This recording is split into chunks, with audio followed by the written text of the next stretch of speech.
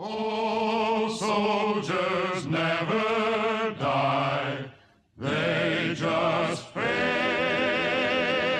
away. There is an old mess hall not far away, where we get pork and beans 3 times a day. Ham and eggs we never see, even when we're on KP, and we are gradually fading away. Oh, soldiers never die, never die, never die. Oh, soldiers never die, they just fade away. Privates, they love their beer 3 times a day. Corporals, they love their stripes, and that ain't hay. Sergeants put you through the mill, they just drill and drill and drill, and they will drill until they fade away.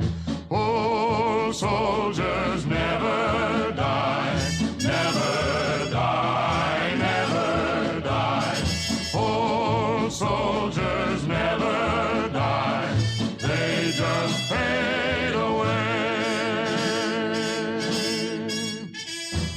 Young soldiers shine their shoes 3 times a day. Young soldiers go on leave, they know the way. Young soldiers say goodbye, kiss the girls and make them cry. Then the girls all wonder why they fade away. Old soldiers never die, never die, never die.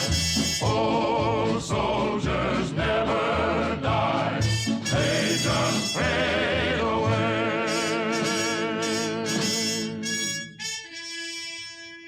Washington and Grant and Lee were all tried and true. Eisenhower, Bradley, and MacArthur too.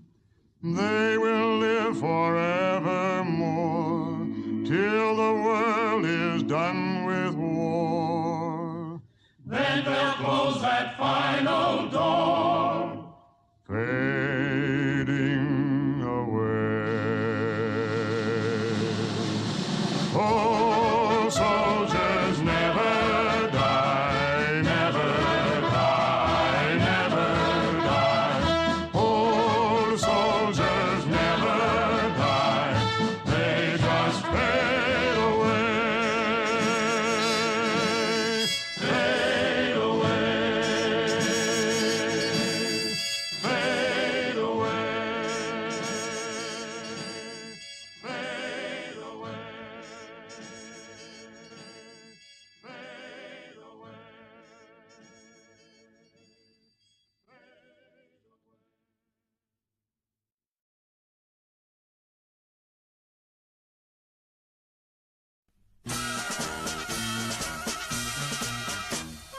Pack up your troubles in your old kit bag and smile, smile, smile. While you've a Lucifer to light your fag, smile, boys, that's the style. What's the use of worrying? It never was worthwhile. So pack up your troubles in your old kit bag and smile, smile, smile. Pack up your troubles in your old kit bag and smile, smile, smile. While you've a Lucifer to light your fag, smile, boys, that's the style. What's the use of worrying? It never was worthwhile. So pack up your troubles in your old kit bag and smile, smile, smile. Pack up your troubles in your old kit bag and smile, smile, smile. While you've a Lucifer to light your fag, smile, boys, that's the style. What's the use of worrying? It never was worthwhile. So pack up your troubles in your old kit bag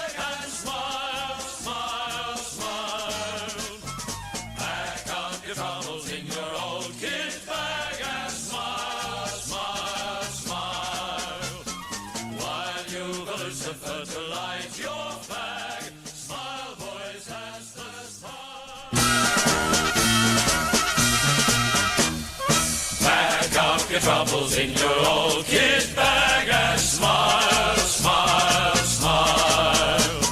While you've a lucifer to light your fag, smile, boys, that's the style. What's the use of worrying? It never was worthwhile. So pack up your troubles in your old kit bag and smile, smile, smile. Pack up your troubles in your old kit bag and smile, smile, smile. While you've a lucifer to light your fag, smile, boys, that's the style. What's the use of worrying? It never was worthwhile. So pack up your troubles in your old kit bag and smile, smile, smile. Pack up your troubles in your old kit bag and smile, smile, smile. While you've a lucifer to light your fag, smile, boys, that's the style. What's the use of worrying? It never was worthwhile. So pack up your troubles in your old kit bag and smile, smile, smile. Pack up your troubles in your old kit bag and smile, smile, smile. While you've a lucifer to light your fag, smile, boys, that's the style. What's the use of worrying? It never was worthwhile. So pack up your troubles in your old kit bag and smile, smile, smile.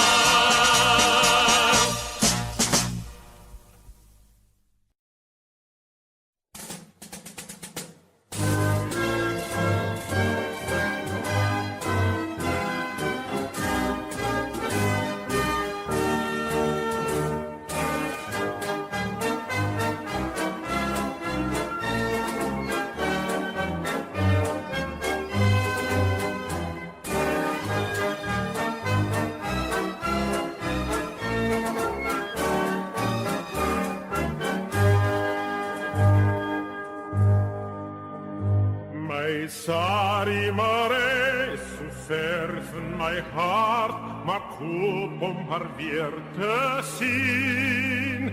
Zij heten die wijk van die mooie rivier gewoon, nog voor die oorlog het begin. O, breng mij terug naar die oud Transvaal, daar waar my sorry woon. Daaronder die milies bij die groen doornboom, daar woont my sari mare. Daaronder die milies bij die groen doornboom, daar woont my sari mare. Ik was zo bang dat die kakies mij zo vang en ver oor die ziel wegstuur. Toen vlug ik naar die kant van die Appingtonse zand, daaronder langs die grote rivier. O, breng mij terug naar die oud Transvaal, daar waar my sari woon.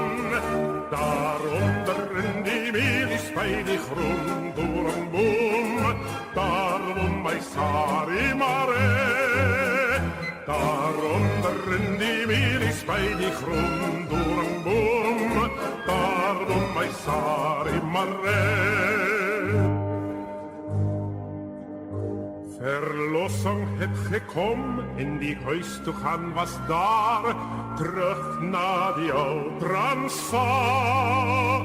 My lievelingspersoon sal seker ook daar wees, om my met 'n kus te beloon. O, breng my terug na die oud Transvaal, daar waar my sari woon. Daaronder in die milies bij die groen doornboom,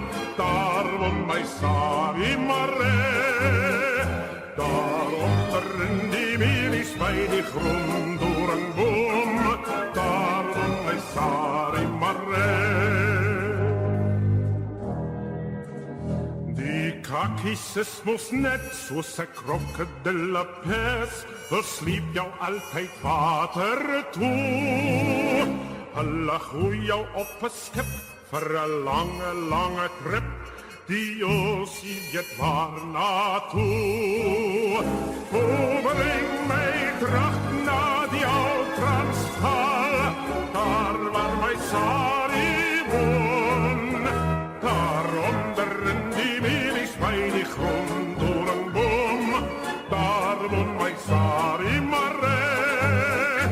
Daaronder in die milies by die groendoornboom, daar woon my Sari Marais.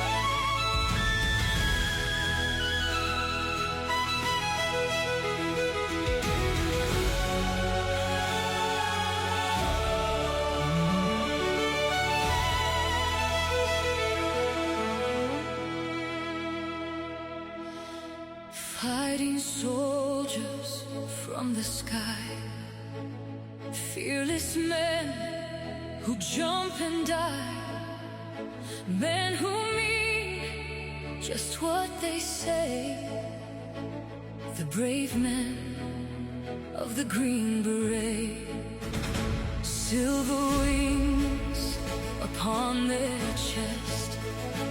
These are men, America's best. 100 men will test today, but only 3 win the Green Beret. They're trained to live off nature's land, trained in combat, hand to hand.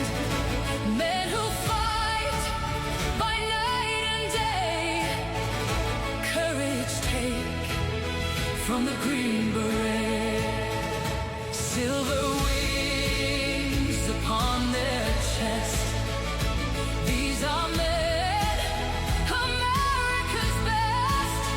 100 men will test today, but only 3 win the Green Beret.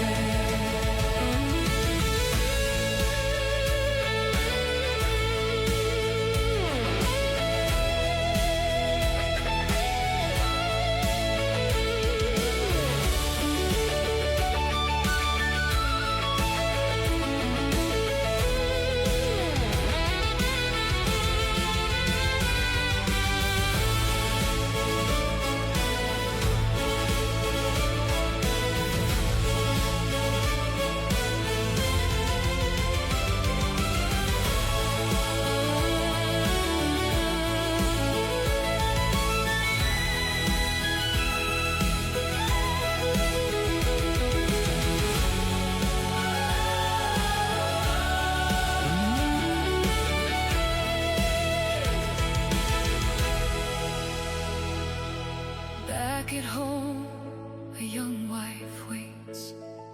A Green Beret has met his fate. He has died for those oppressed, leaving her this last request. Put silver wings on my son's chest. Make him one of America's best. He'll be a man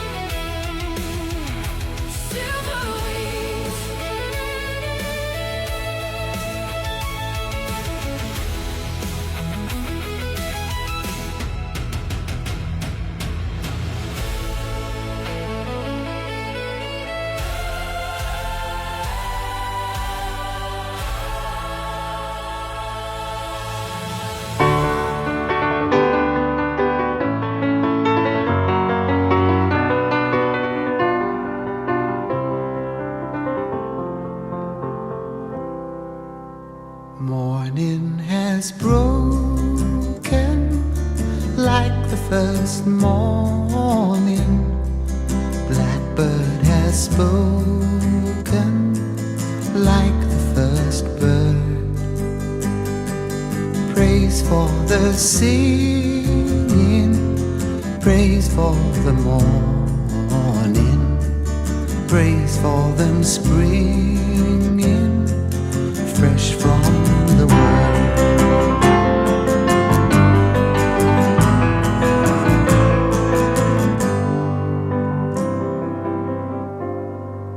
Sweet the rain's new fall, sunlit from heaven, like the first dew fall on the first grass.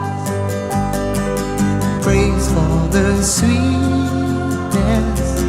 of the red garden, sprung in completeness where his feet pass.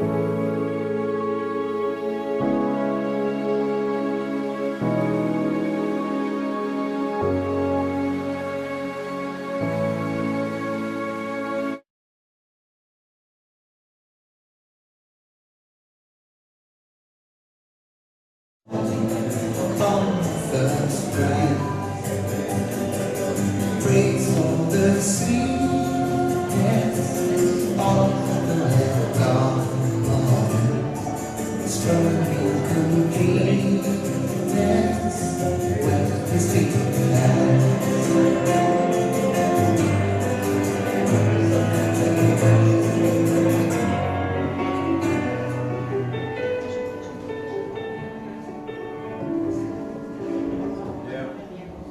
Mine is the sunlight, mine is the morning, born of one night, even so late.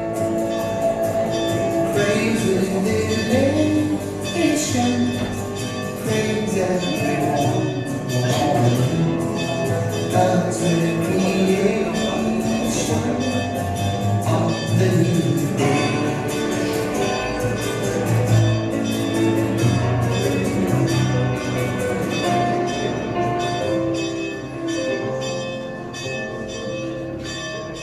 Morning has broken like the first morning.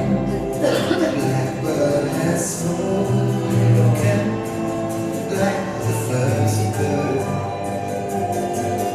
Praise for the singing,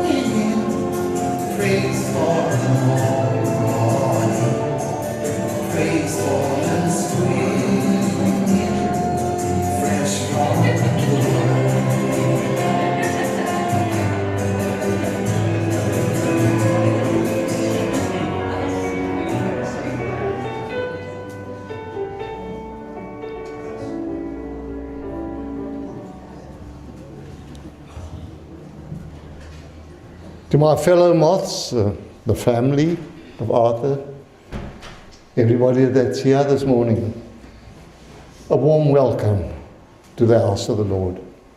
I pray that the time that we spend in His Word, that it will be meaningful to each one of us. And my prayer is that when we leave the sanctuary, that you've had an encounter with Jesus. Let us bow our heads. Heavenly Father, we come to you in the name above all names, the name of Jesus Christ. Lord, and we say thank you for the life of Arthur. Thank you for the memories that we can cherish. Lord, and we know that many of us carry the burden of heartsore this morning, but we can find comfort in the words of our reading. But comfort to know that you promised us that you would never leave or forsake us. Oh Father, I just pray that you would enfold each one of us, those that carry so many heavy burdens today, that you would enfold them in your loving arms. Lord, that they can feel your nearness, but most of all, that they can surrender to you for Jesus' sake. Amen. Just a slight pause, there's still people coming in.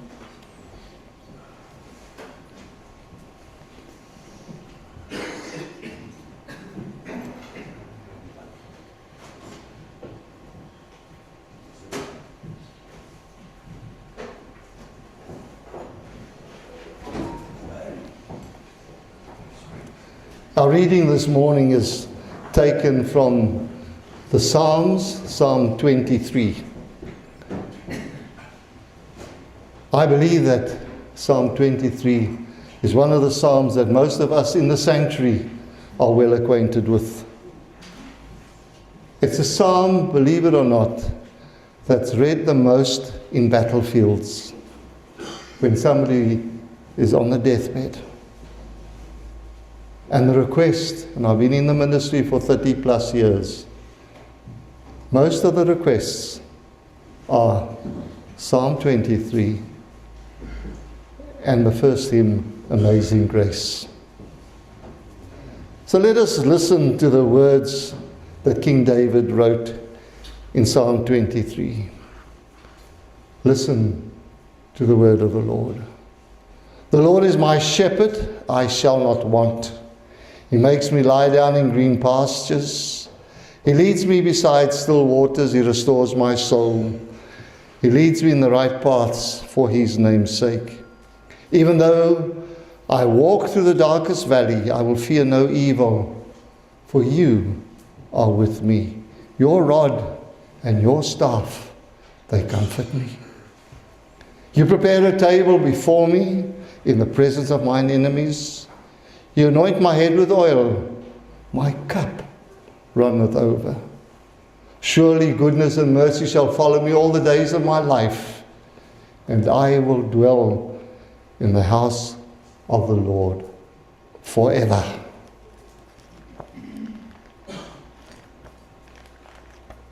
Heavenly Father, you've heard the reading this morning, and as we expound on the reading, I pray, Lord, that you would speak through me. I'm your servant, Father God, and I pray that every word that I say, every song that we would sing this morning will bring honor and glory to your name, for Jesus' sake. Amen. As a text verse, I took verse 1, the Lord is my shepherd, I shall not want. Arthur Marlow was born on the 21st of August 1931, and he answered the sunset call on the 30th of June 2026. He married Wilhelmina Maria van Heerden. She was affectionately known as Villa, and their wedding was on the 4th of October 1952. They had 4 children and 10 grandchildren. But sadly, their daughter Anita passed away in 2023. Arthur joined the order in 1972. 1972. 8 years before I did. But Arthur had answered the sunset call. And we will remember him as we do all those that have answered the call before us. And you'll hear it in the moth ritual, but I was asked to incorporate some of the moth rituals into the sermon. We would say this morning, they shall grow not old as we who left grow old. Age shall not weary them, nor the years condemn. At the going down of the sun, and in the morning we will remember them. The famous writer Rudyard Kipling, he described this tribute as the following words. He said, the most beautiful expression is Haskins. And she wrote, she said, and I said to the man who stood at the gate of the year, give me a light that I may tread safely into the unknown. And he replied, go into the darkness, put your hand in the hand of God. That shall be better for you than light and safer than the known way. It's no good saying, I harm nobody. I do my good deeds.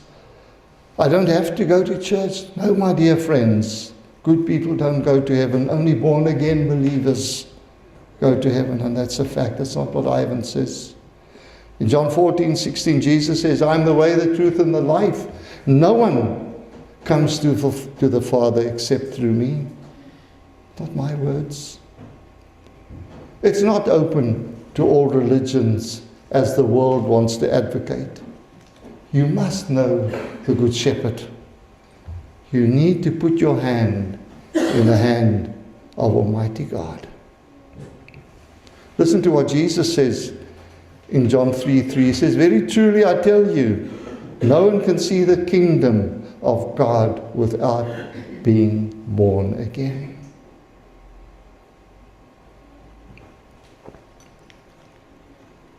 And then he continues in verse 16, the profound words, for God so loved the world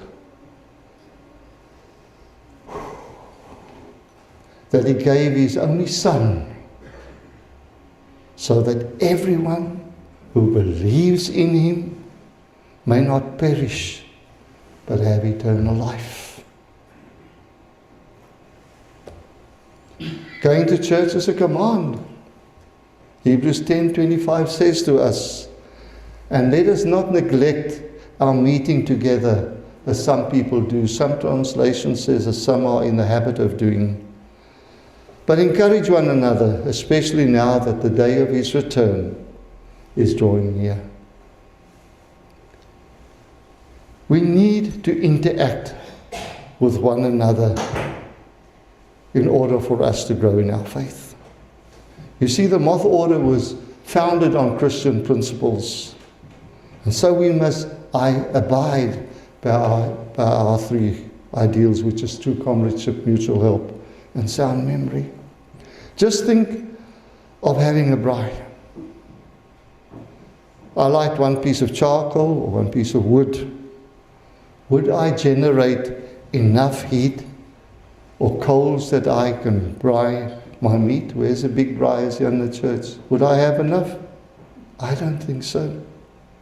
We'll burn out into ash, not so. But if I place other pieces of charcoal or other pieces of wood around that one piece will ignite the other pieces. And soon enough, we'll have coals to fry our meat. You see, alone, we will become like useless ash. That's why we need to go to a church. We need to become contagious. We need to ignite one another for Jesus. I want to leave you with a thought before ending off. God, and I know there's people of my congregation sitting here, God granted all of us today but tomorrow was never promised to anyone. Vir our Afrikaans-speaking colleagues, God het vandag aan ons gegee, maar môre was nog nooit beloof nie. I want to end off with a poem that I believe Arthur would have wanted us to hear. When I come to the end of the road and the sun has set for me, I want no rights in a gloom-filled room. Why cry for a soul set free? Miss me a little, but not for long, and not with your head bowed low. Remember the love that we once shared.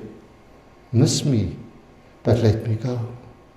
For this is the journey that we must take, and each must go alone. It's all part of the Master's plan, a step on the road to home. When you are lonely and sick at heart, go to the friends we know. Laugh at all the things we do. Miss me, but let me go. I want us to sing a lovely hymn that was selected. An old hymn, Amazing Grace. I should have sung it in the beginning, but I think my emotions have just gone haywire with me this morning. We can have the background. Shall we stand and we sing Amazing Grace?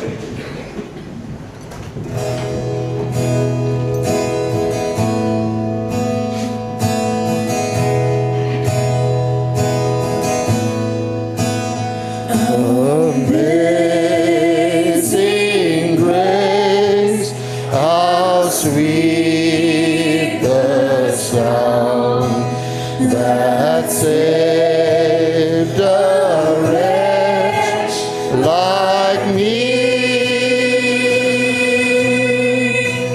I once was lost, but now I'm found. Was blind, but now I see.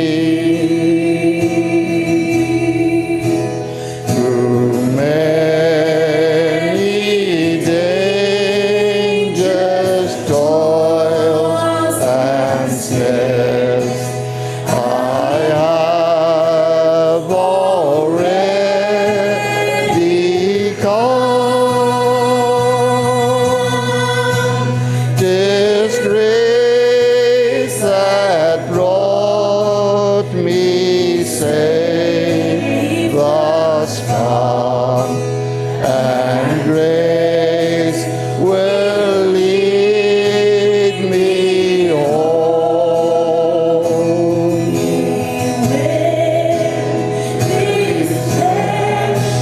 And heart shall fail, and mortal life shall cease.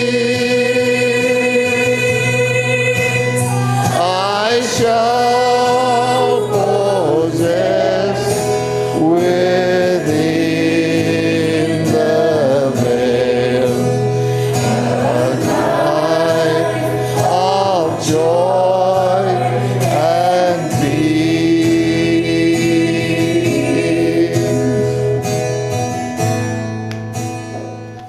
Please be seated. The next song is a modern one, and I don't know if the congregation knows it, but I've read through the words, and if we don't know it, I've asked that we just drink in the words of the song. It's called Raise a Hallelujah.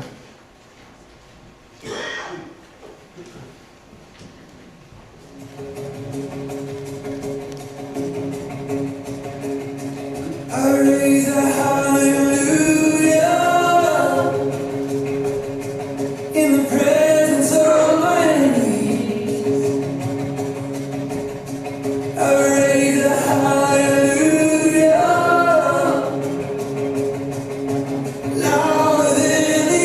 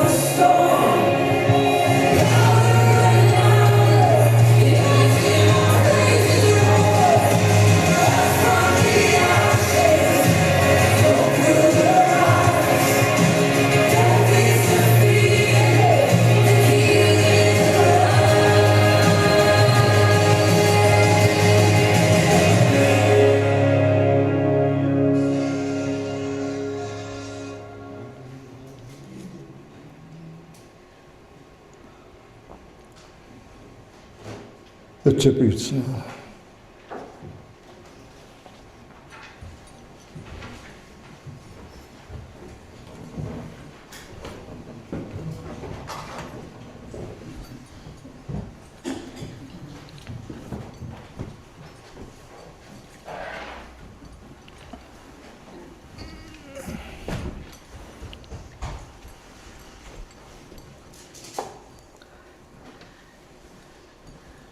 I want to start off to say, by switching on the mic, that's a good thing.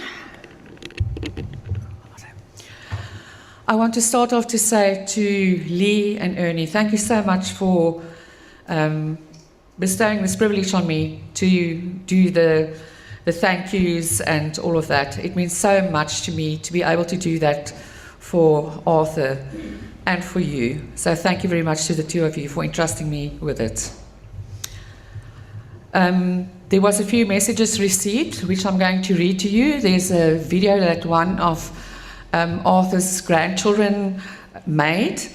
And I wanted to listen. I read through everything, of course, and I wanted to listen to it very carefully because that is absolutely just who Arthur was. So, but before we go to the other messages, this is from Lee. Thank you and tribute to my father. On behalf of the family, a huge thank you to each and everyone present here today, to all who travelled long distances, and to everyone joining us via YouTube. Your presence, your love, and your support means more to us than words can express.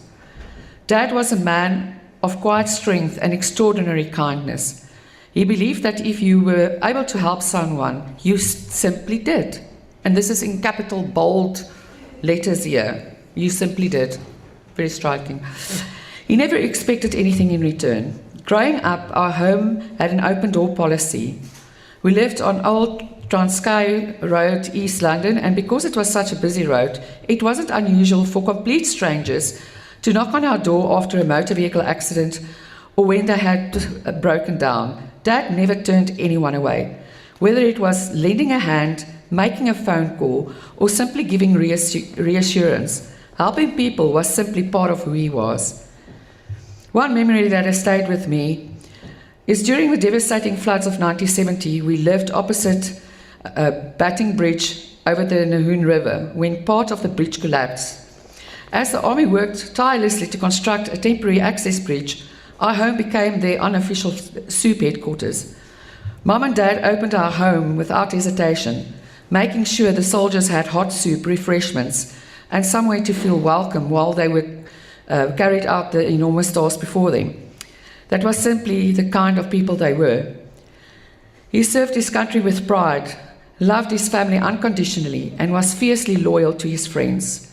He wasn't a man who sought recognition or praise, but he earned something far more valuable, the respect, affection, and friendship of so many people. Rest peacefully, Dad. You have earned your rest. Now for the thank yous. And there's a purpose with this first sentence. Lee and I laughed about it. Firstly, to Michelle, may I ask you to stand for a moment, while here I am.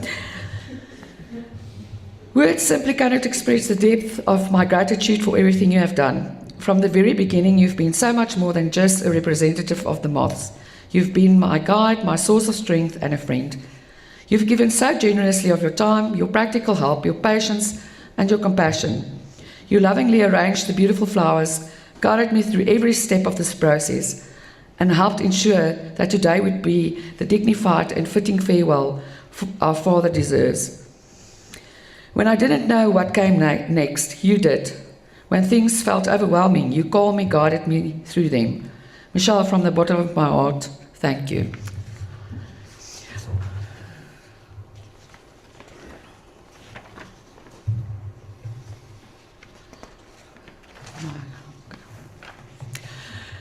A special thank you to the Greiling family, many of whom could not be here today, but have stood by us from afar with their love, encouragement, and support.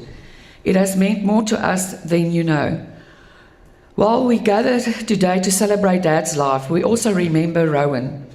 To Kerry, Lee, Ryan, our family admin man, and Kristen, please know that today, as we celebrate Dad's life, we also honor Rowan's memory. May you find comfort in the love that surrounds you and in the precious memories you shared with him.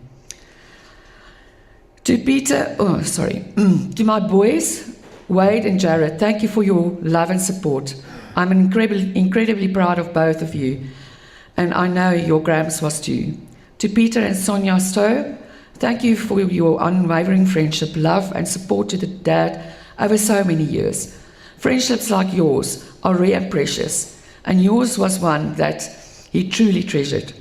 Thank you for always being there for him, for the many memories you have shared together, and for the kindness and care you have shown our family. We are deeply grateful, and we know Dad would have wanted us to thank you for being such a loyal, faithful friends. To Alistair, thank you for being such a loyal and treasured friend to Dad. I think you have probably known him longer than anyone else here today. I first met you when I was just 10 years old, which is everything about the remarkable length of your friendship. Through all those years, you remained a constant in Dad's life, and we thank you for always being there for him. To my staff, Megan, thank you for holding the fort when I needed you most. Gershwin, you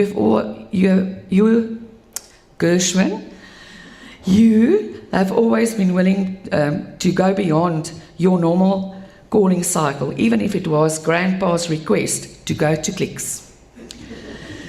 To Antoinette, thank you for so lovingly putting together the beautiful slideshow.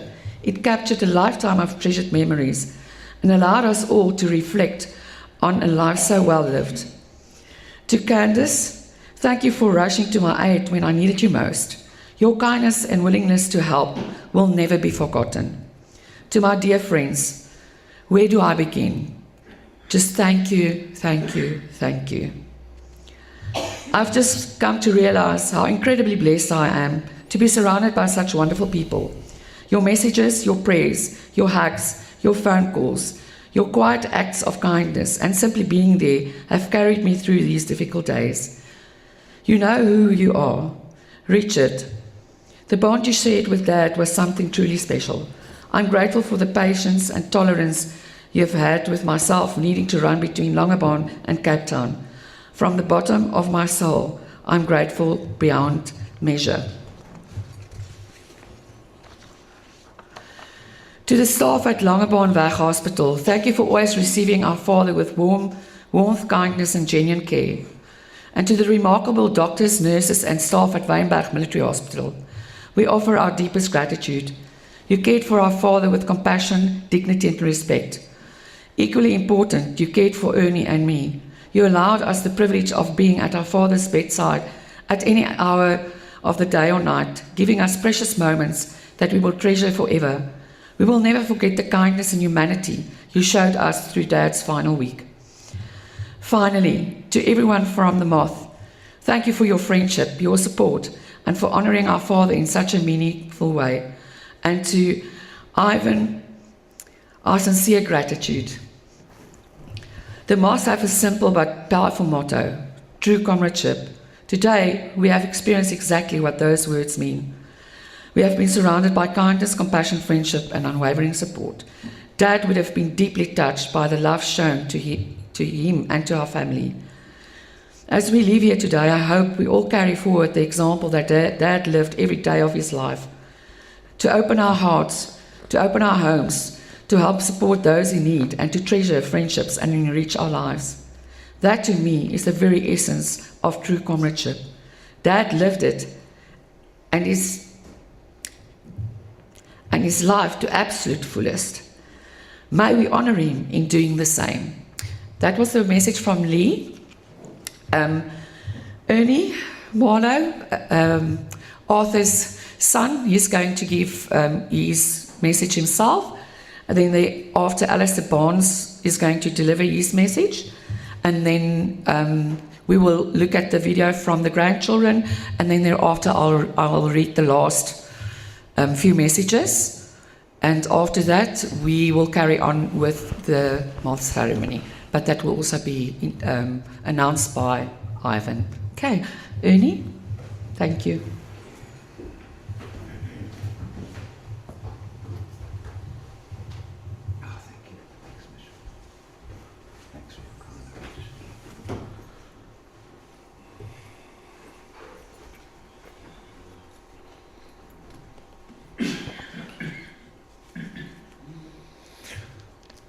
Good morning, everybody, and a big welcome and thank you to everybody that has managed to be here today. So thank you.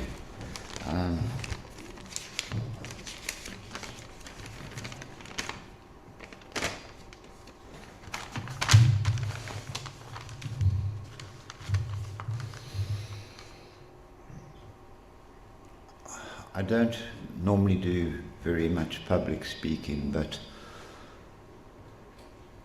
I'm privileged to be here today to honor my dad's spirit. He is everything about him. I would firstly, before I even say anything about my father, like to just tell everybody a little bit about what he told me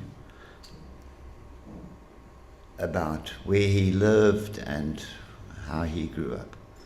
And yeah, my dad, he grew up in East London on the Eastern Beach for much of his life, yeah, much of his very young life. And his father was a soldier, so his father was not often at home. And he showed me where he lived. He used to live, they had a house on the actual, just to the left of the Eastern Beach, about 300 meters north of the Lifesaver Shack at the Eastern Beach, right against the tree line, or just behind the tree line. That's where he actually physically grew up. That house was there because his father used to maintain city infrastructure, pipe work and that was placed in that area. So he grew up on the beach, really like on the beach. And he told me incredible stories about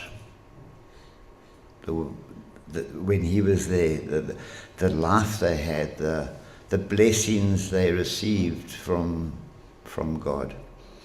He would tell me about one day when the family didn't have much food, there wasn't much food around, how down in a rock pool, very close to the house, he went down there, and it was low tide, and he looked into this pool, and he saw these big cob, 5 of them all stuck in this pool.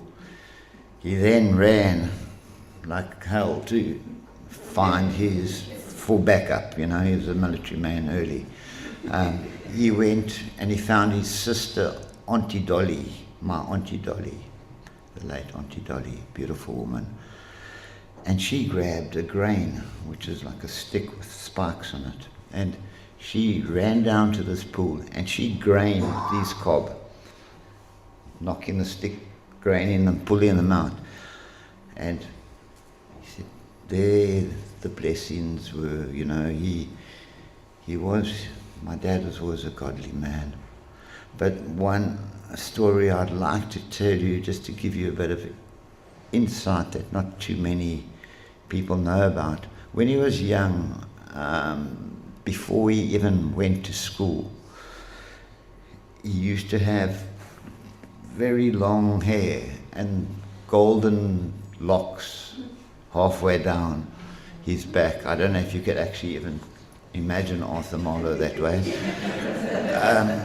But yeah, and he told me how devastated he was when his locks were cut off, and he was sent to school. I thought I might just share that with you.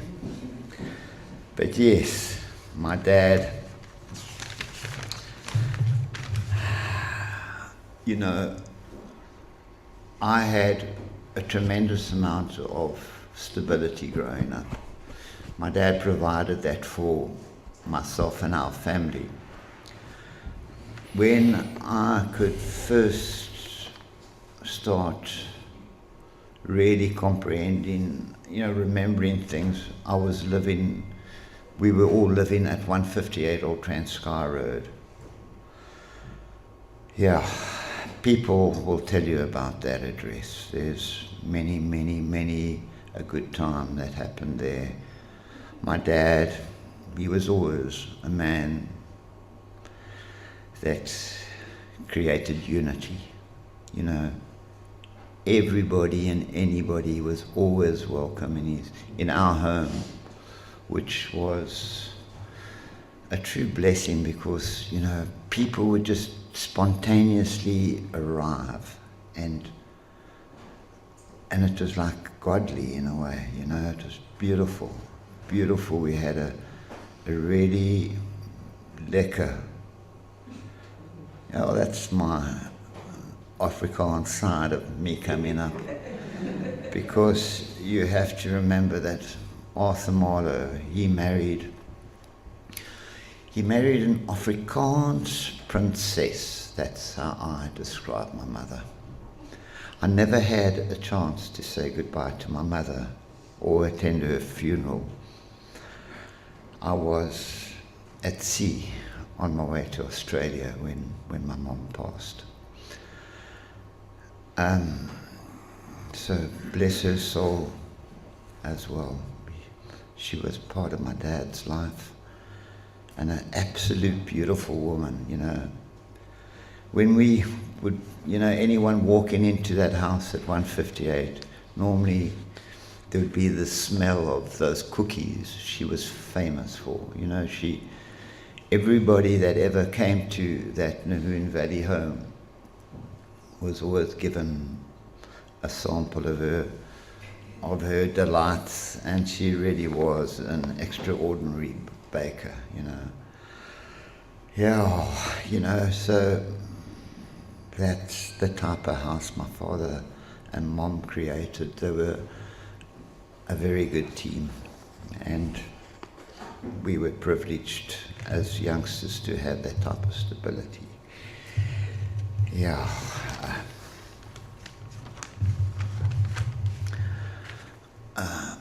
One thing that really stuck in my head and has shaped and molded me in a big way is what my dad used to love. My dad was an adventurer, you know, growing up. From a young boy,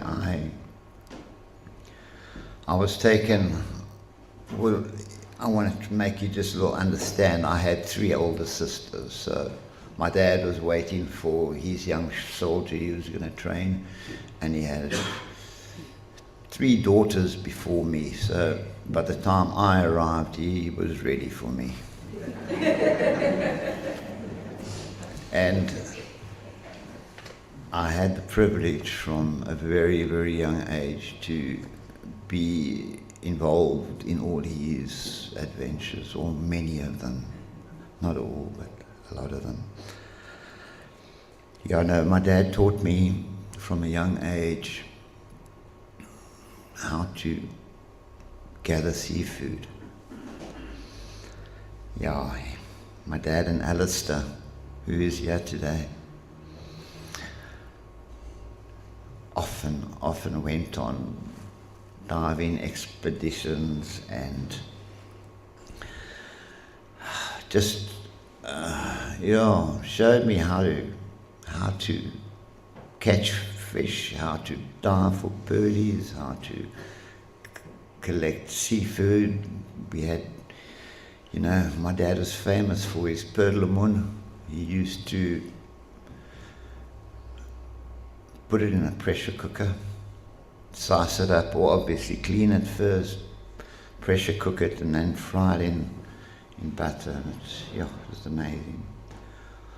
Yeah, you know, he was a person that skydived. He was a person that sailed. He took yachts from South Africa all the way to the Caribbean. Yeah, with the story of skydiving, I have to just bring this one up right now.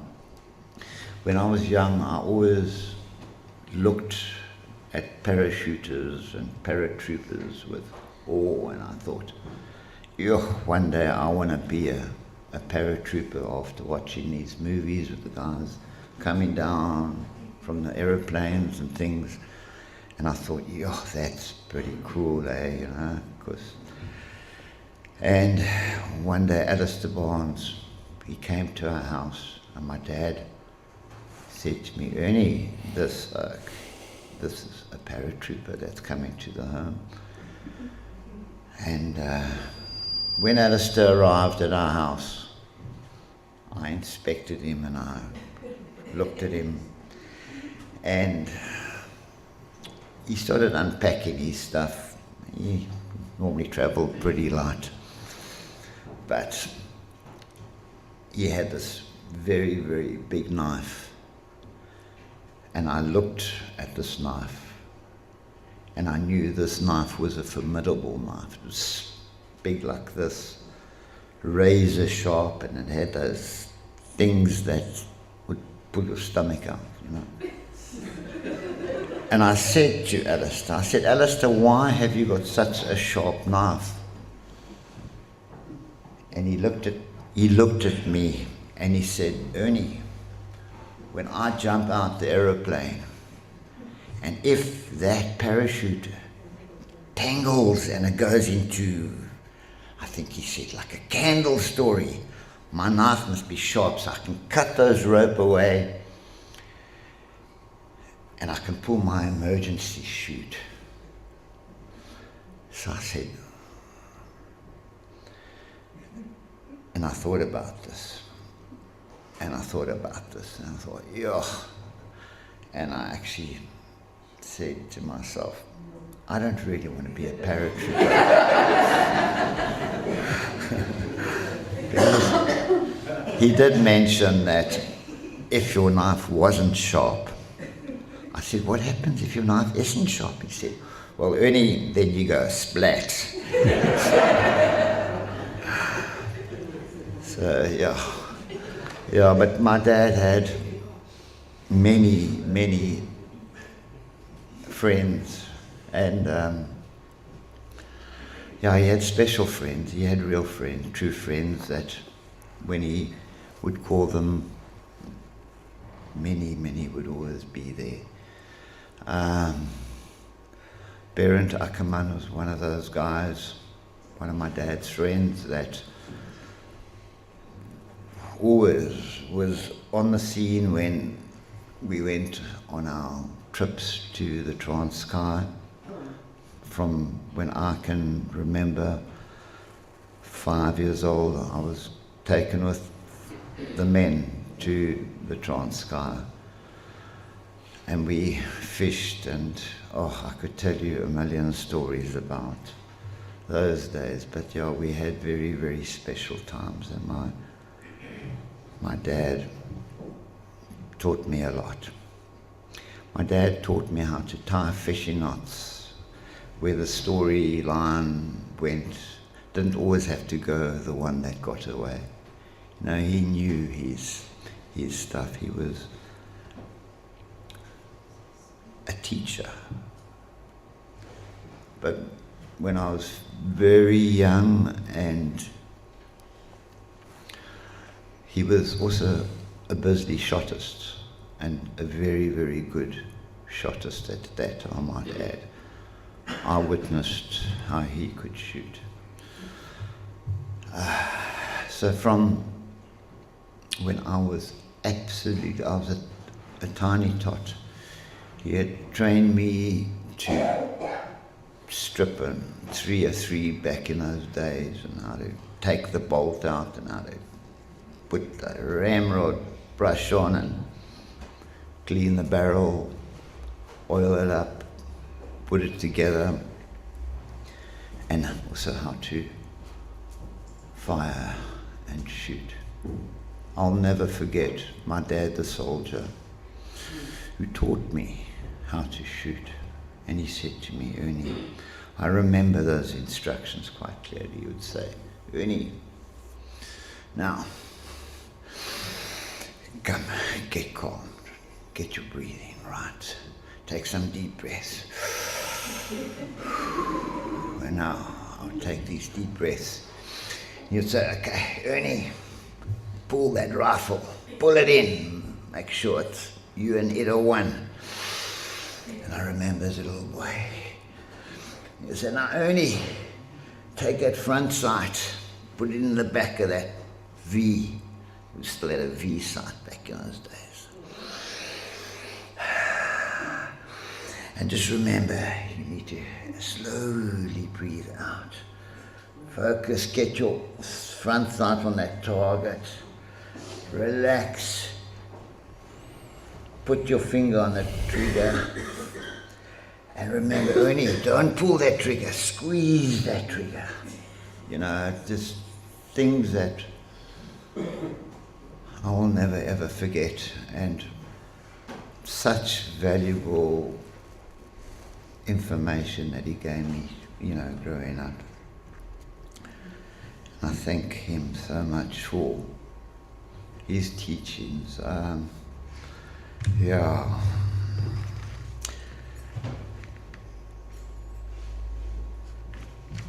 Yeah, my father took us on some super holidays, as you know, our family. The one that really prickled my ears back in the day was he took us up to Rhodesia back in the day. And he hooked a little caravan on the back of his car and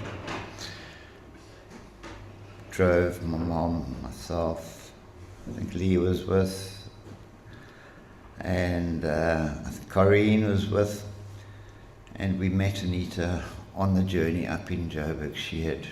I think she was working and living up in Joburg, all the way up to Joburg, and then we drove all the way up to the Victoria Falls, and yeah, incredible times. Really, really took us on such adventures. And then while we were there, he took us in this light aircraft, and he chartered the aircraft, a small light aircraft, and I'll never forget, as a kid, we were flying over the actual Victoria Falls, and as we were right over the falls, this door blew open on this little, with an explosion. Wah! And we looked down, like right into the falls with the open door. My dad grabbed the door, and the pilot steadied it, and he opened his little side window, because my dad was trying to close the door, and the door wouldn't close because of the pressure. And then he managed to get it closed, but yeah, there was never a dull moment with Arthur Marlow. Some of my dad's talents, he was a talented man.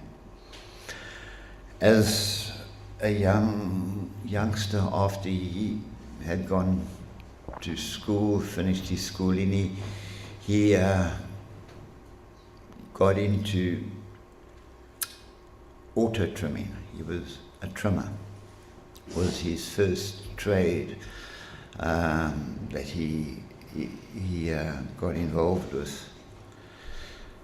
And yeah, you know, growing up, if anybody had a broken couch or torn, he would get his sewing machine out, and I'm sure a lot of you people in Longabon also, his sewing machines went with him until the day he died. He still loved his sewing, and he used to make these fantastic bags, you know, in his later years now, and all sorts, you know, he's just so talented. he used to be such a good shotist as well back in the day. I remember as a youngster almost living on that rifle range in East London, close to the old Grand Prix track in East London. He shot off thousands of rounds there, yeah. And I, as a young man, I was often taken along, so I used to play in the pits and pick up all the old scrap metal and pieces of copper and lead out of those embankments. Yeah, it was quite certainly. Yeah.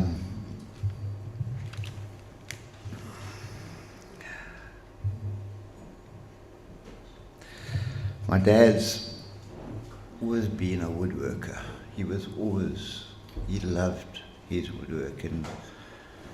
I remember when living in 158 Old Transky Road, he built this beautiful kitchen, all out of blackwood, all with his own hands. Getting raw wood from Stutterheim, he would plane all this wood, put it together, and make the most incredible furniture. And he built his whole kitchen out of blackwood, which was really special. Yeah.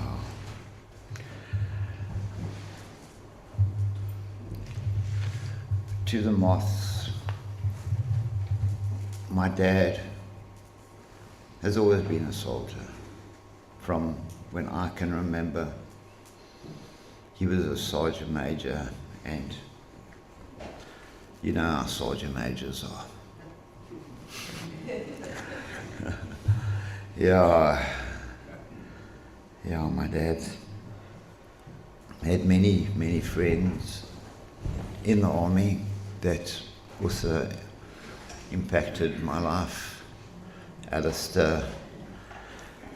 And another one of my dad's dear friends that comes to mind now is the late Dr. Eric Stromser, that was a really amazing man he met here in Longabon. And yeah, Dr. Stromser was also my friend and was amazing in helping me to deal with some of life's traumas, you know, and he was instrumental in me being able to learn a hell of a lot from him and go within and look within myself for to deal with my problems. And I just want to honor his spirit and his soul and thank him as well very deeply. Yeah, but to the moths, I want to tell you a story about a real East London gunfight. Yeah. Okay. No problem. Oh, well, thank you. I want to tell you about my father. When I saw him for the first time in a real gunfight in East London. I was 10 years old. The neighbours, domestic, came running over to our house at 158 Old Transky Road. And my dad, he loved his neighbours. He would look after them. We went running out of 158 Old Transky Road and we chased after, ran next door to to the neighbor's house. And as we were running to the neighbor's house, the neighbors themselves came home. My dad ran, and we heard this glass exploding, and my dad realized that this intruder had jumped into the bush and ran up the road. Yeah, I was running with my dad, and my dad was about 10 meters in front of me when this intruder came out of the bush and pointed a gun at me. I'll never forget that day. I looked down the barrel of a gun for the first time, and I knew this wasn't cowboys and crooks that day. The guy then took the gun away from me and pointed it at my father. And by that stage, I knew what gunshots were about. And I heard the guy pull in the trigger, watched him. I watched the muzzle flashes. But my dad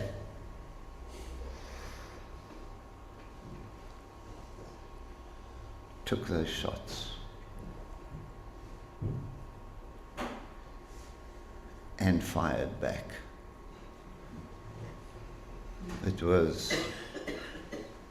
He was a true soldier. When the shots started going off, I ran home. And I ran across to the kidsman's house, and I called. I wanted help. I was looking for my sisters to come help me. By the time I remember getting back to the veranda, my dad came hobbling in from next door's encounter with blood running down his leg. The first thing my dad said to me when he saw me was, "Ernie, get me more bullets." He didn't ask for an ambulance. My dad was ready to go back. That's the type of soldier that Arthur Marlow was.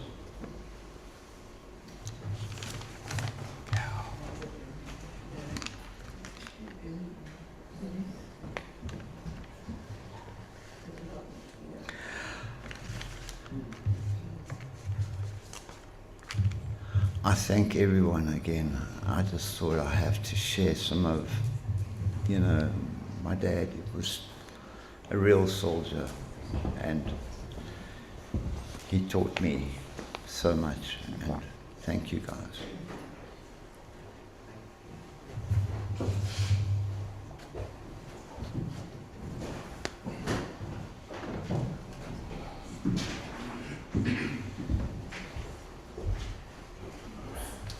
So guys, that's what a real speech sounds like. Come right from the heart. Thanks, Ernie.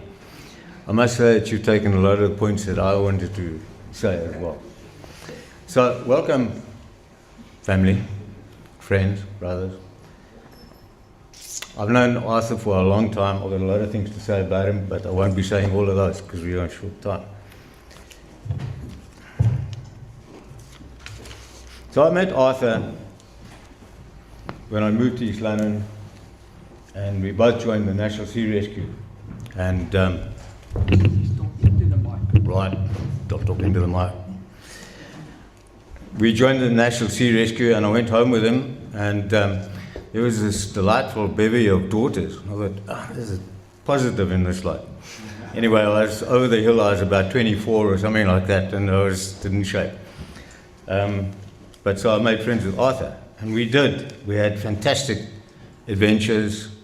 He was an adventure man, and I liked getting out there. And there were endless stories about the National Sea Rescue. We jumped out of helicopters in the sea. We rescued people.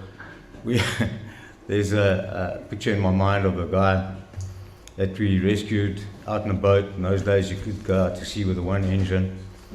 And this old fella, about my age, I guess, old as the hills,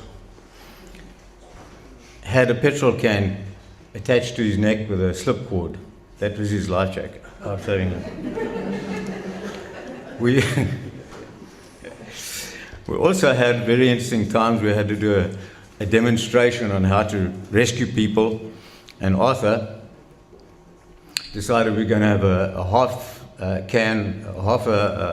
44-gallon drum with a tire burning in it on this boat.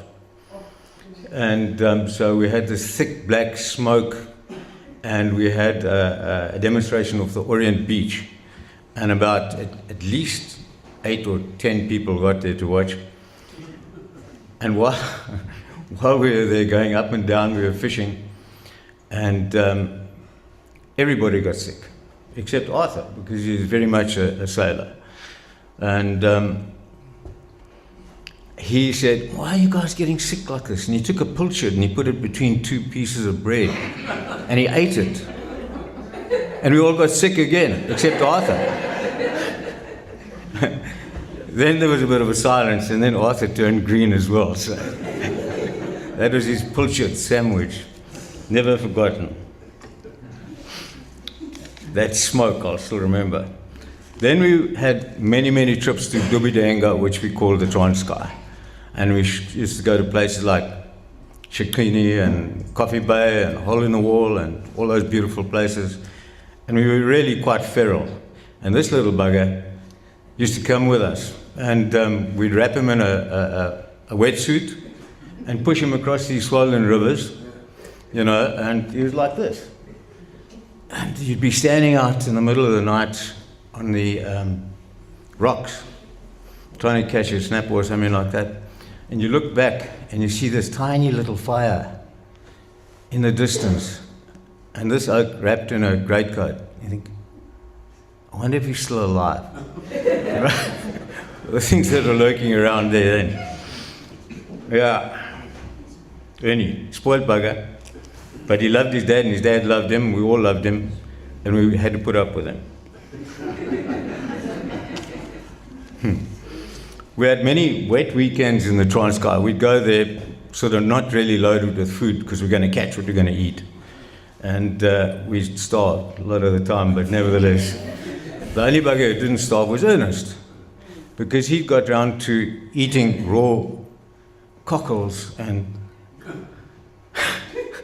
bits of catfish or any damn thing. And his favorite trick would be to mash up a cockle or oyster or something like this and go up to the people that were walking along the beach with their little fingers linked, and you know, say, "Look here, you got," and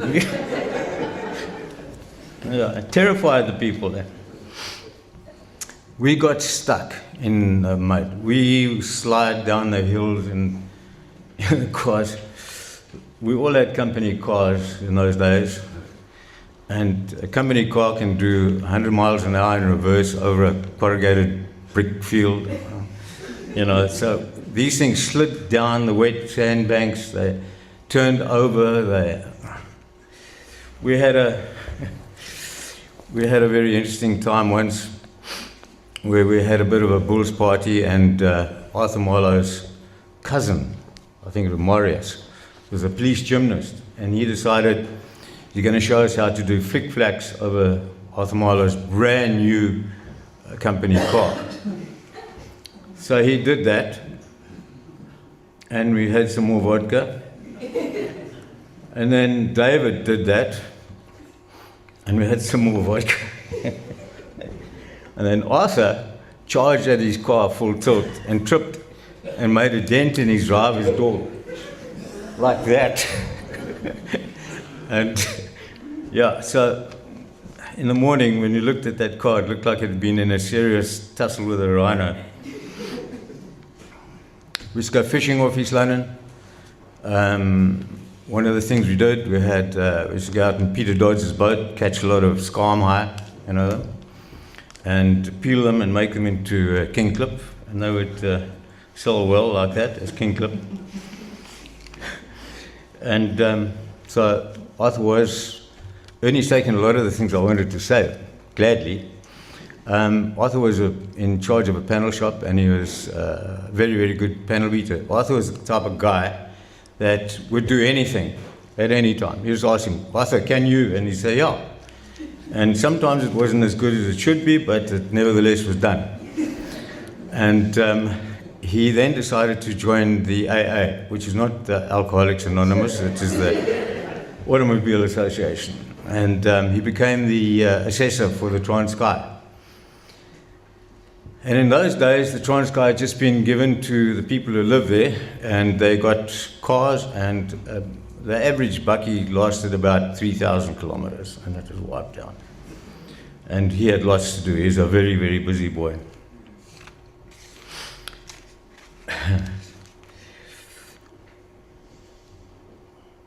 Yeah, so Archie was the classic Sergeant Major.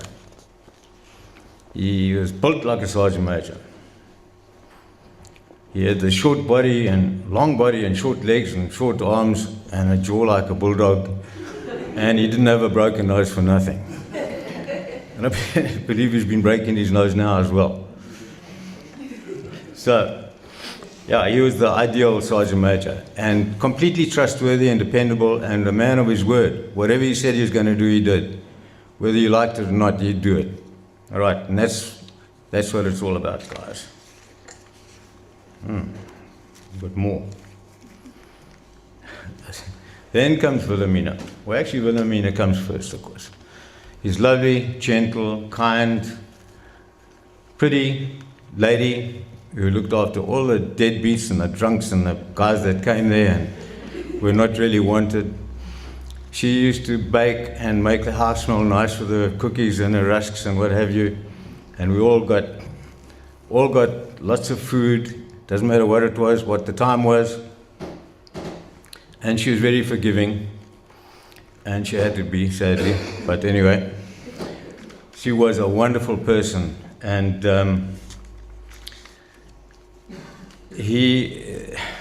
part of what happened in his life was he retired from the AA. And he went to live he became in a bit of reduced circumstance, and they moved to the Transkei. And the part I like about it, he was fishing to eat and what have you. And he developed a problem with his hip, and he had a hip replacement.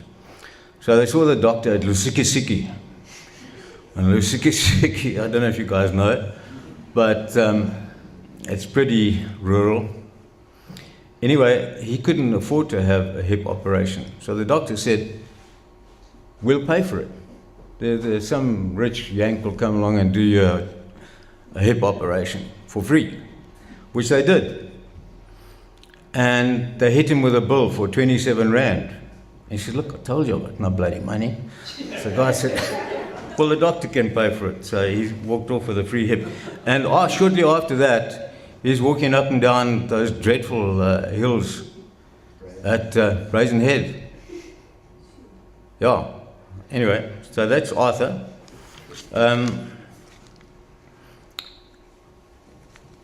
Yeah. Then he moved to Langebaan after that. And he lived here in a lovely house. And Wilhelmina said to me, you know, Alistair, I can't believe my luck. This is such a lovely house, and it's pretty, and we've got everything we need, which wasn't a lot, but everything I needed. And I said to her, you know, all the times that you have been so giving and loving towards other people, this is your payback time. You know, you earned it long ago, and this is your payback time. And she couldn't believe that life could be so fantastic. And then she left us, I'm afraid. And Arthur was very, very, he was a broken man. And he loved Wilhelmina like you can't believe. We know how much. And it wasn't evident always. And it's like all of this, we should remember this for ourselves. If you love a person, tell them. Make other people know that you do. Anyway, Wilhelmina died.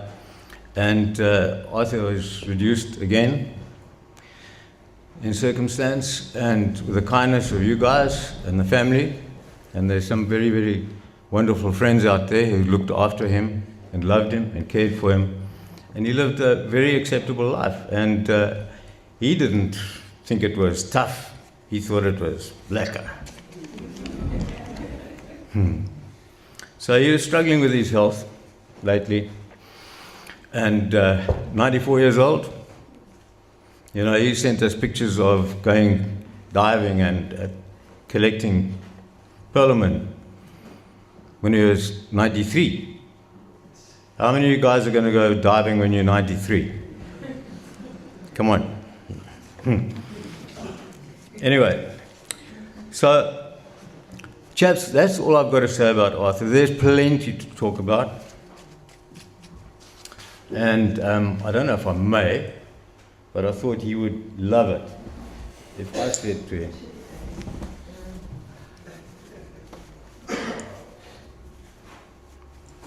Arthur, I salute you.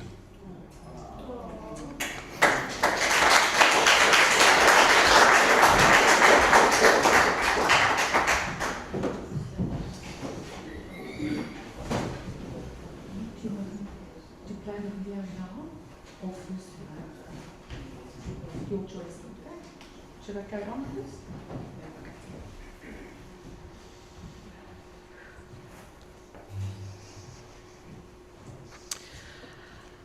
I now have some messages from friends and grandchildren to share with you.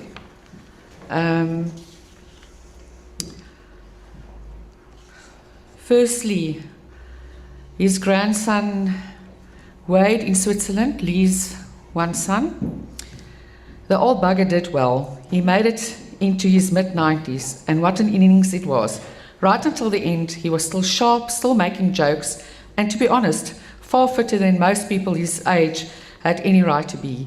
He used to joke about the other residents at the old age home who were 20 years younger than him, saying they were so old and boring. That was him in a nutshell. He never really saw himself as old. His sense of humor never left him.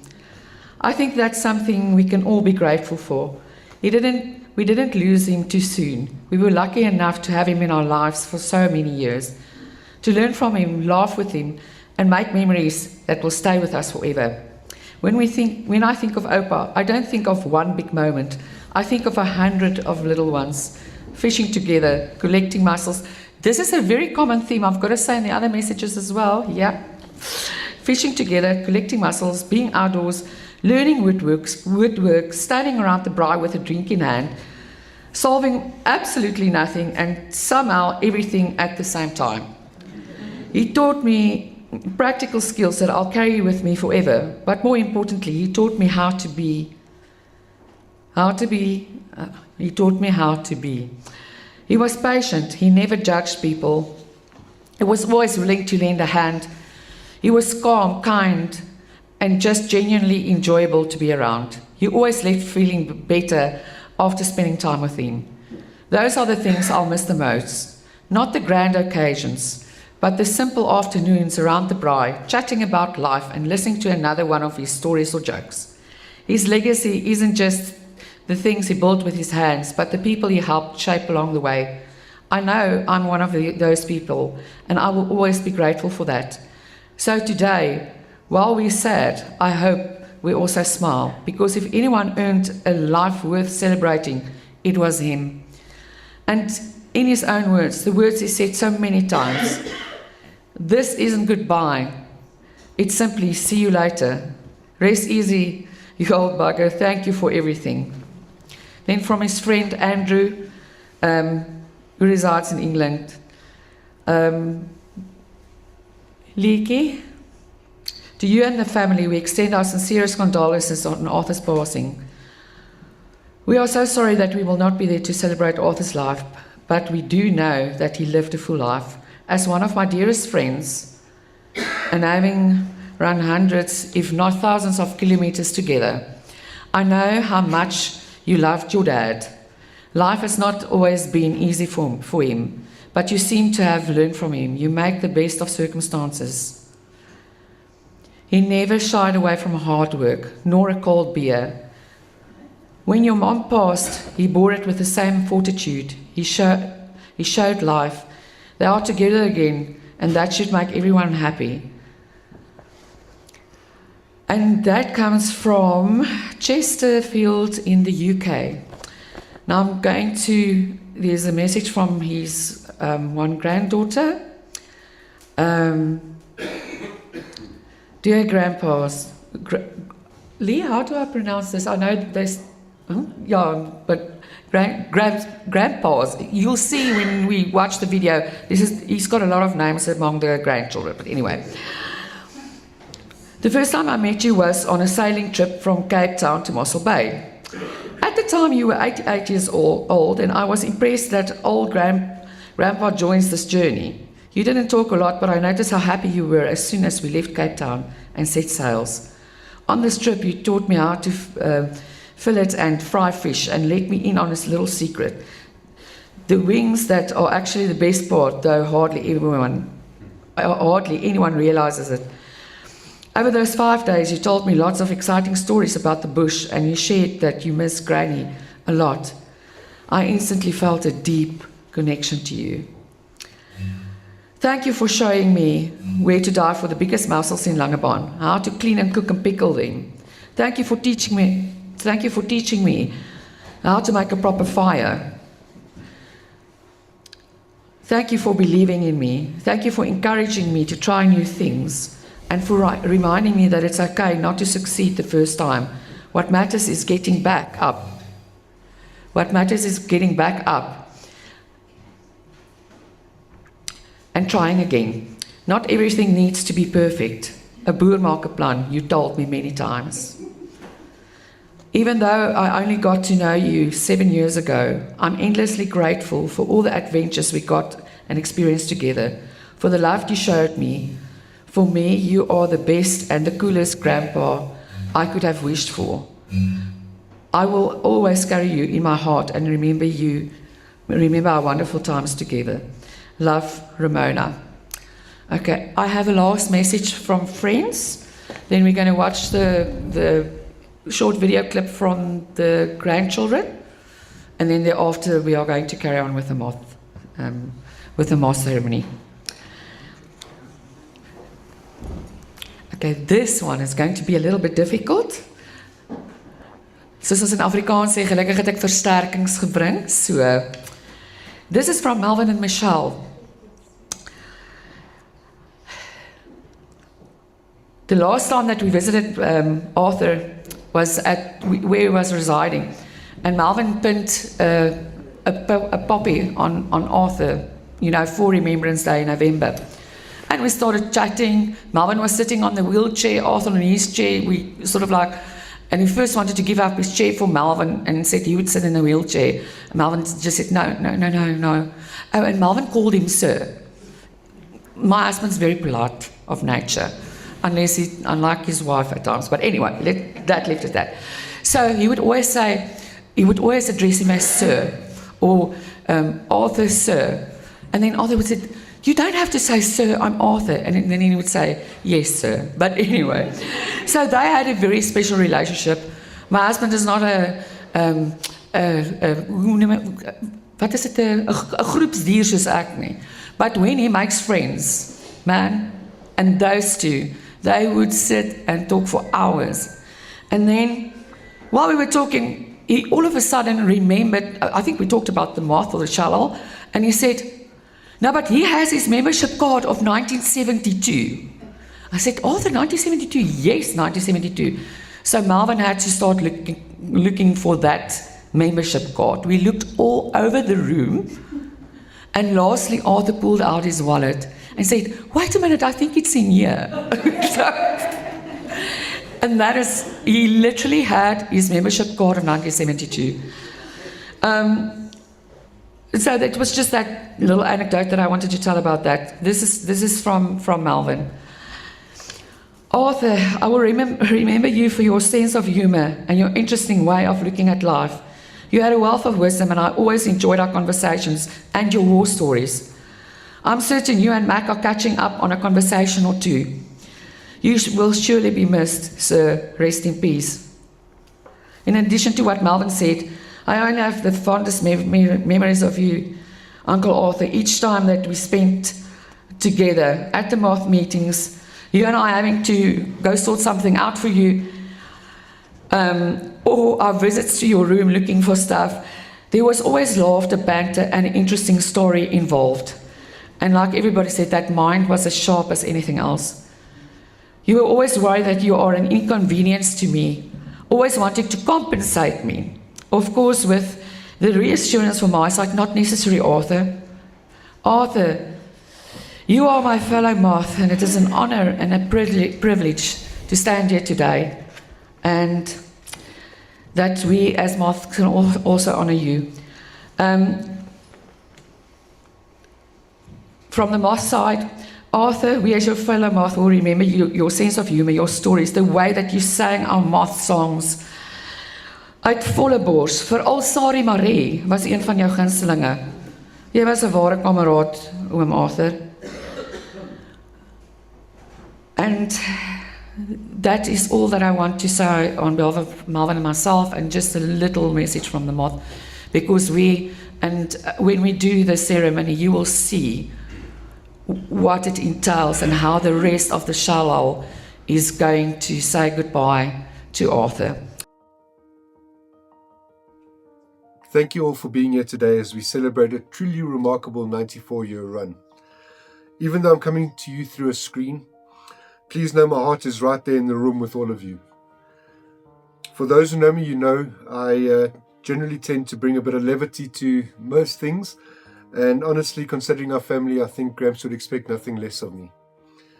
When you live to be 94, you accumulate some pretty impressive stats. Gramps was a father of 4, and although suffering a heartbreaking loss of my mom 3 years ago, Anita, he had from that 11 grandchildren. And being the oldest, I watched the ranks fill up behind me.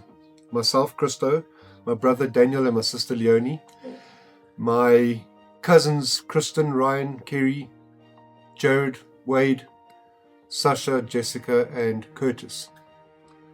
So, to all us grandkids, he was just Gramps. But as the family grew, he earned a new title. My 4 children, his great-grandchildren, lovingly dubbed him Opa Gramps. And it was a perfect blend of my father's side of the family being Afrikaans and my mother's side of the family being a mix of both. And,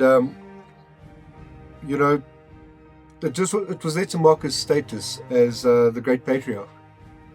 You know, he was on the doorstep of death many times in his life, but old man just couldn't say die. You know, his legacy continues to grow in more ways than one. In fact, as a final honor to him, my wife and I gave our youngest his name, choosing Arthur as his second name, ensuring that Gramps' spirit goes straight into the next generation. Gramps' definition of family was incredibly big. If you were a spouse or a long-term partner to one of us, you weren't an in-law. You were just simply his grandchild or his child. Period. I've been married for 18 years to my wife and best friend Antoinette, who has stood by me within this family through everything. Gramps was the only grandfather Antoinette really ever had over the last 2 decades. She shared a deeply special bond with him, with Granny and with my mom. It was a beautiful thing to see how seamlessly he brought people in.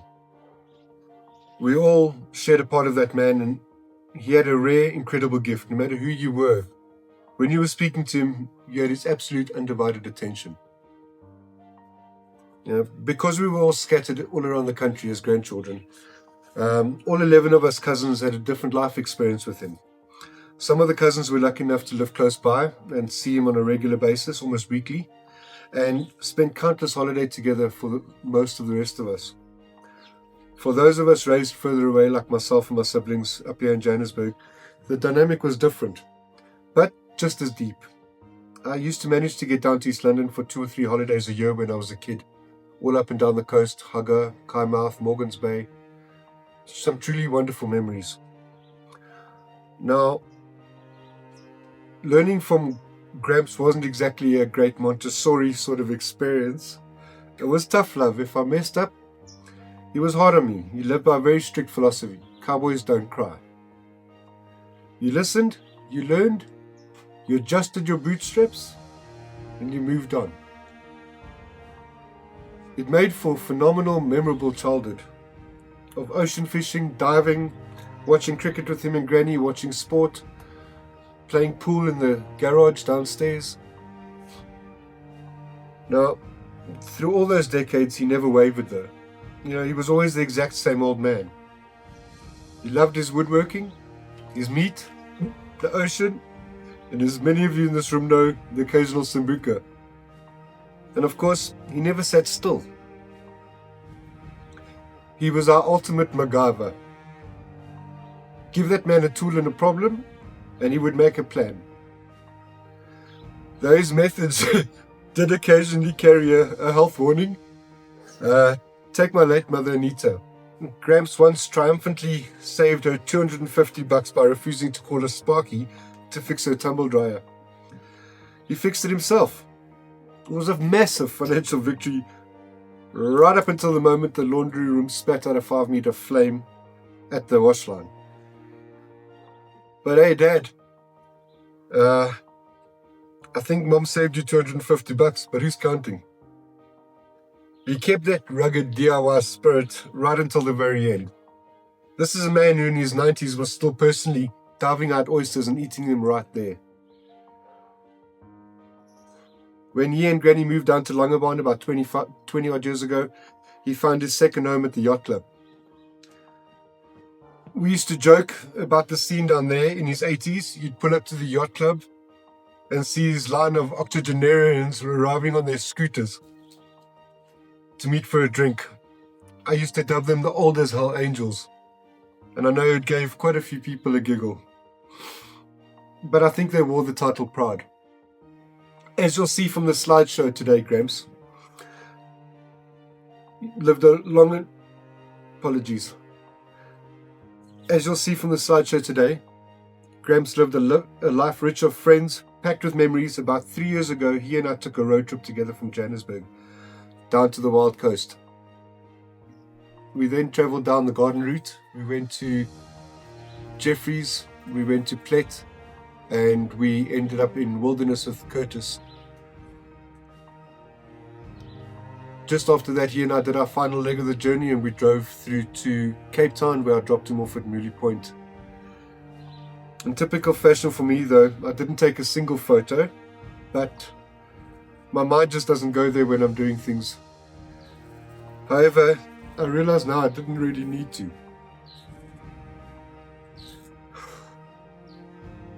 Those 3 days of driving, just spending time with him on some adventures, a couple of beers, these are burned into my mind forever. You know, of all the things Gramps taught me over my 49 years, there's one rule that stuck with me more than any other. Gramps had a strict policy of never say goodbye.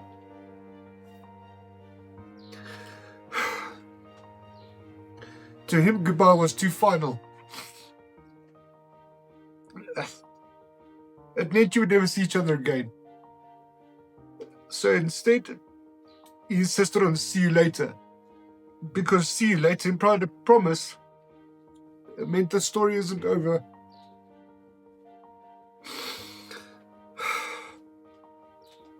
Because of that rule, I can stand here today and say that in my entire life, I never once said goodbye. And I'm not going to start today.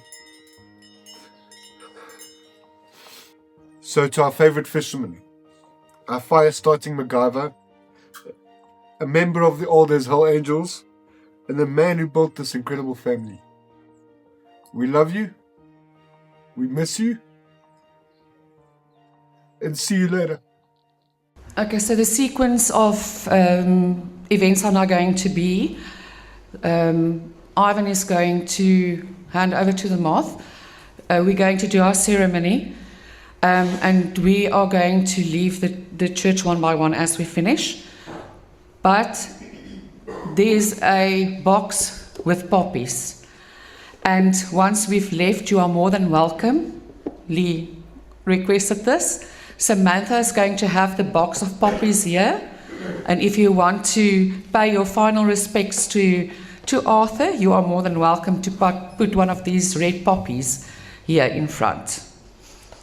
Thank you very much. Oh, and of course, there's lovely tea and refreshments afterwards. Thank you very much.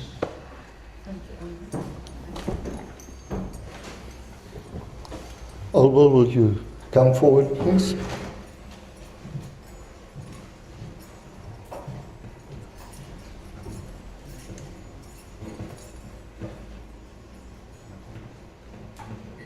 Almost please gather at the front facing the congregation.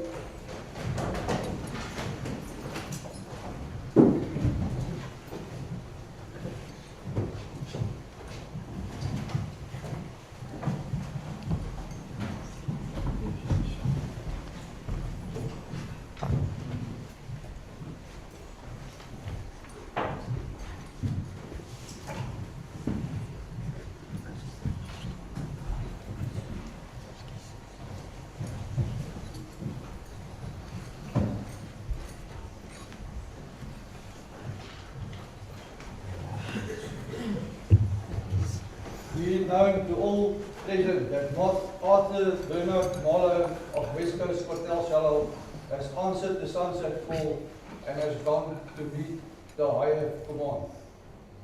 Moth's attention. I said to the man who stood at the gate of the year, "Give me a light that I may tread safely into the unknown." And he replied, "Go out into the darkness and place your hand in the hand of God. That for you shall be better than a light and safer than a known way." So I went forth, and finding the hand of God, trod gladly into the night, and he leads me towards the hills and the breaking of a new day. Moth's salute. Sound the last post.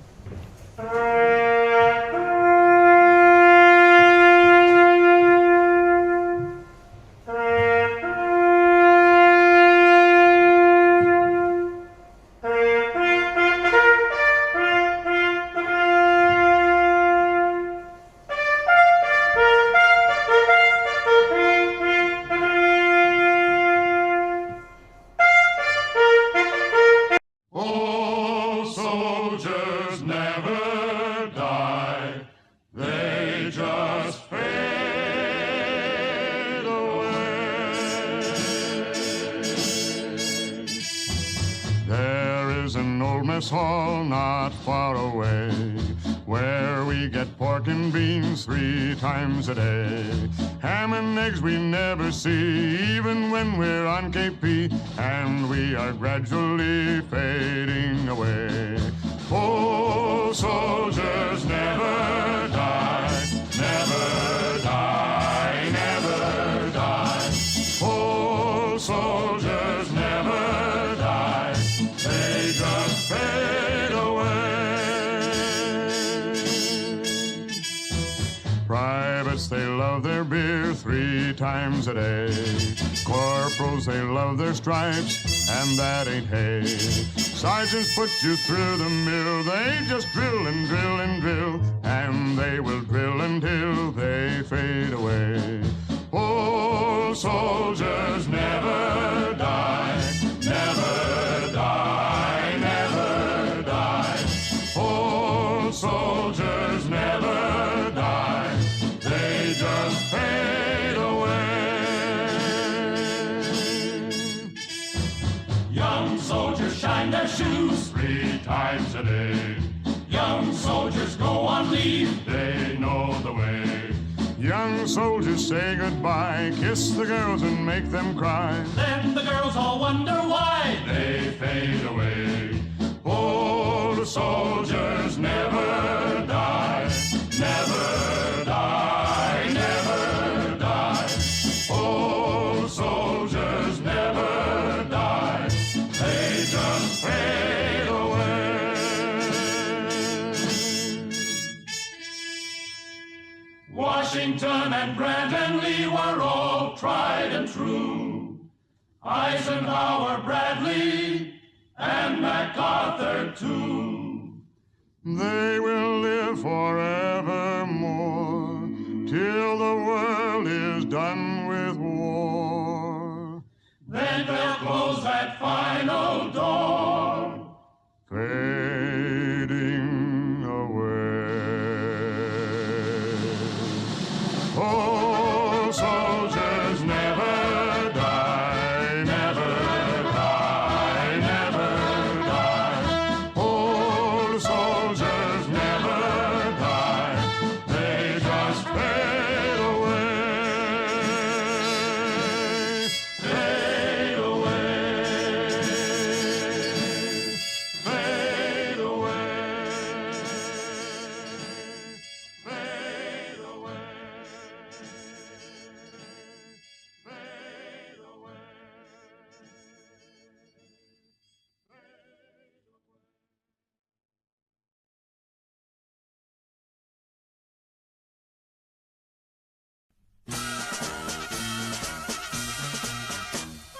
Pack up your troubles in your old kit bag and smile, smile, smile. While you've a Lucifer to light your fag, smile, boys, that's the style. What's the use of worrying? It never was worthwhile. So pack up your troubles in your old kit bag and smile, smile, smile. Pack up your troubles in your old kit bag and smile, smile, smile. While you've a Lucifer to light your fag, smile, boys, that's the style. What's the use of worrying? It never was worthwhile.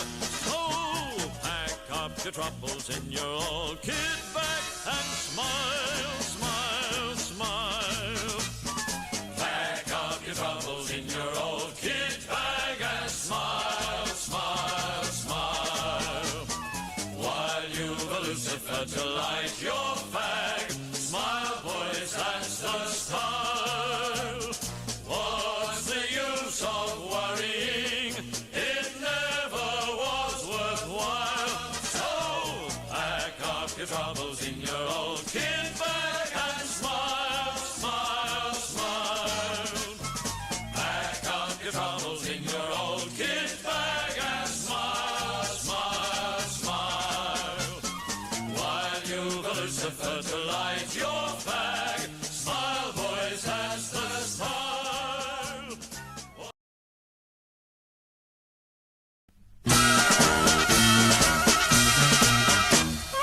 Pack up your troubles in your old kit bag and smile, smile, smile.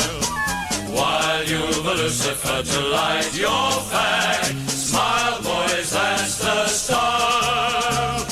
What's the use of worrying?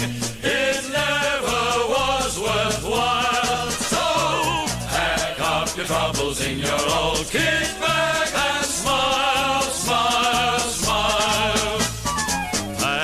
up your troubles in your old kit bag and smile, smile, smile.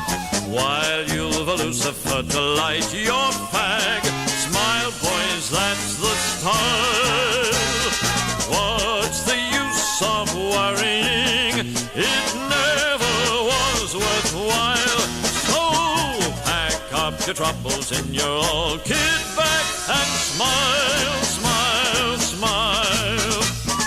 Pack up your troubles in your old kit bag and smile, smile, smile. While you've a Lucifer to light your fag, smile, boys, that's the style. What's the use of worrying? It never was worthwhile. So pack up your troubles in your old kit bag and smile, smile, smile. Pack up your troubles in your old kit bag and smile, smile, smile. While you've a Lucifer to light your fag, smile, boys, that's the style. What's the use of worrying?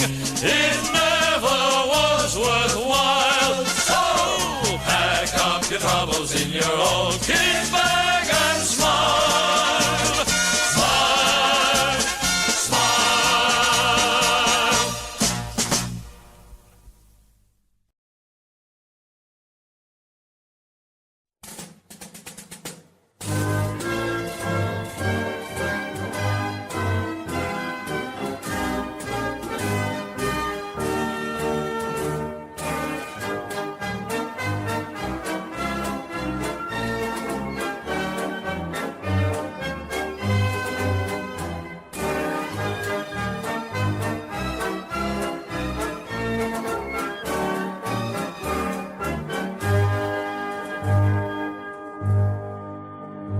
My sorry mare, so ver van my hart, maar koop om haar weer te sien.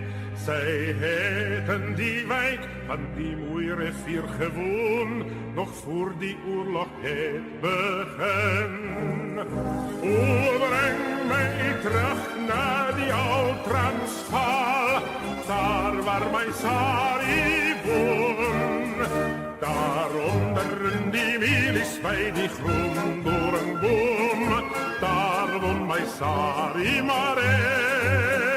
Daaronder in die milies by die groen doringboom, daar woon my sari mare. Ek was so bang dat die kakies my so vang en ver oor die see wegstuur. Toe vlug ek na die kant van die Appingtonse sand, daaronder langs die groot rivier. O, breng my terug na die ou Transvaal, daar waar my sari woon. Daaronder in die milies by die groen doringboom, daar woon my sari mare. Daaronder in die milies by die groen doringboom, daar woon my sari mare. Verlossing het gekom, in die huis toe gaan was daar, terug na die ou Transvaal. My lievelingspersoon sal seker ook daar wees, om my met 'n kus te beloon. O, breng my terug na die ou Transvaal, daar waar my sari woon. Daaronder in die milies by die groen doringboom, daar woon my sari mare. Daaronder in die milies by die groen doringboom, daar woon my sari mare. Die kakies is mos net soos 'n krokodillepes, hulle sliep jou altyd water toe. Hulle gooi jou op 'n skip vir 'n lange, lange trip. Die osie weet waar na toe. O, bring my terug na die ou Transvaal, daar waar my Sarie woon.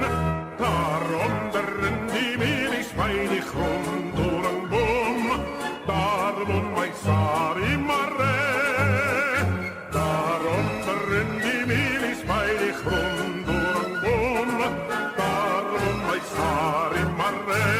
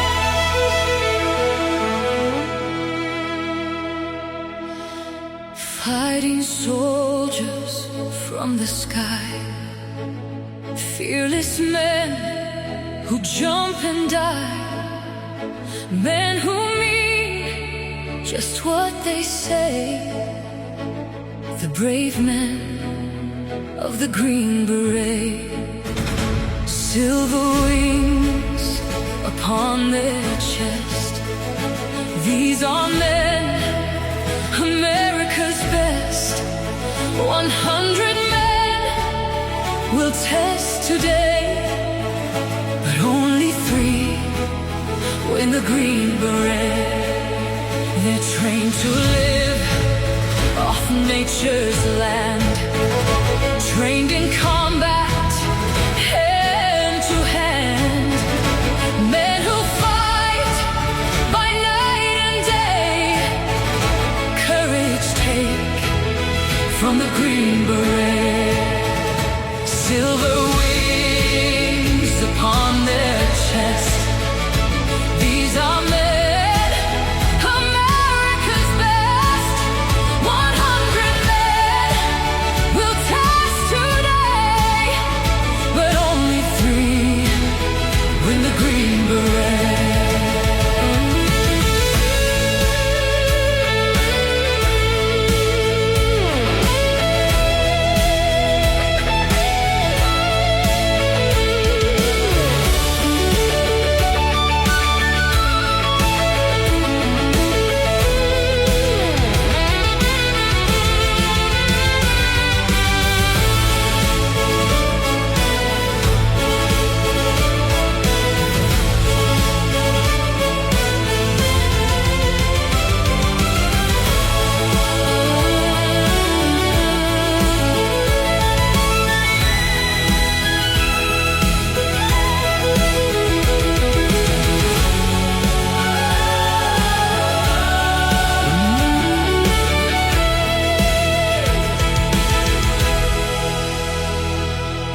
Back at home, a young wife waits. Her Green Beret has met his fate. He has died for those oppressed, leaving her this last request. Put silver wings on my son's chest.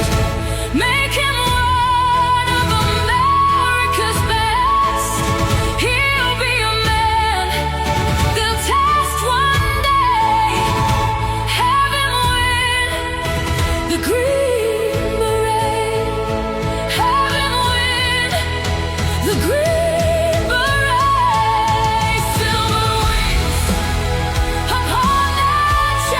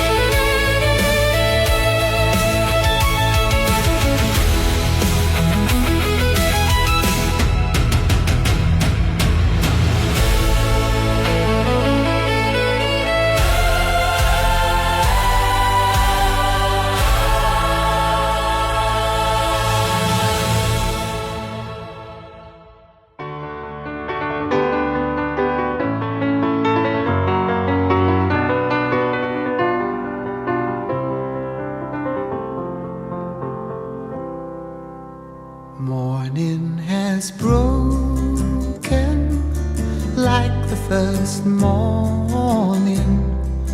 Blackbird has spoken like the first bird. Praise for the singing, praise for the morning, praise for them springing fresh from the world.